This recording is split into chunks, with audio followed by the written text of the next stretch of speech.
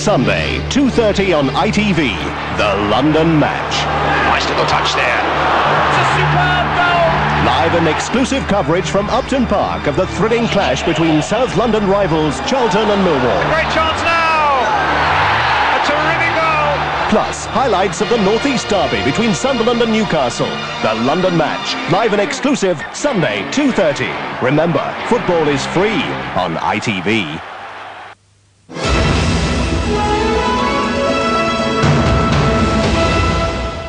You're watching London Weekend Television, part of the ITV network. Good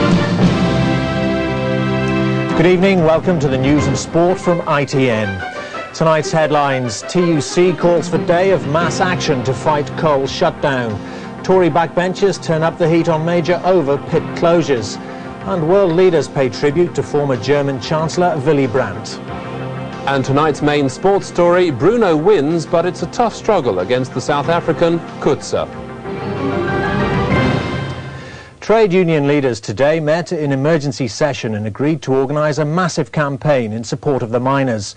A national rally will be held in London next Sunday.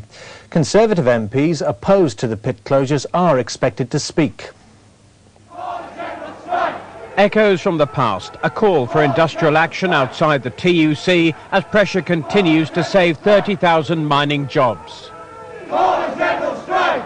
For the first time in 20 years, trade union leaders held an emergency meeting on a Saturday. Such was the concern over pit closures. The miners' leader Arthur Scargill made his first appearance in 4 years at the General Council, and the talk was of a national day of action against pit closures next Sunday. But the TUC General Secretary Norman Willis said it was important to widen the demonstration to protest against the growing number of job losses in Britain affecting so many people. They are scared, they're worried and they're angry about a continual report of loss of jobs, the rundown of the manufacturing industry, threats to public employment right across the board. The NUM leader, while not ruling out industrial action, called on the government to think again. And we're hoping that this government will not only see sense in the social, economic and political way, but at the same time will recognise the genuine groundswell of public opinion, which is massively in favour not of the NUM, but of the mining industry. Trade union leaders now say they smell blood, the government is on the ropes, and it's a matter of harnessing enough public support to force ministers to rethink policies on pit closures. For miners' leader Arthur Scargill, it had been a good day, with 2 mass demonstrations next week. He couldn't have asked for more support, and he'll need it. The government has no plans to reverse its decision on closing down mines. Stephen Cape, ITN, Central London. 2 more Tory backbenchers, Michael Clark and Richard Alexander, today said they would vote against the government in Wednesday's Commons debate on the pit closures. 2 new surveys in the Sunday Times and the Independent on Sunday have suggested that more backbenchers oppose the closures than support them.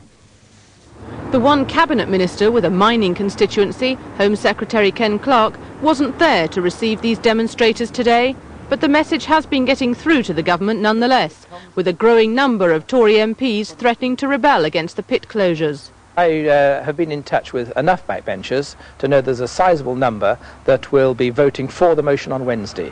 I wish to make it quite clear we are not voting against the government, we are voting for the retention of the coal industry. I've been absolutely amazed by the personal representation made to me from all various quarters of the party against what the government have done, and the very great disquiet about their policy and indeed about the leadership itself. This is a crazy policy.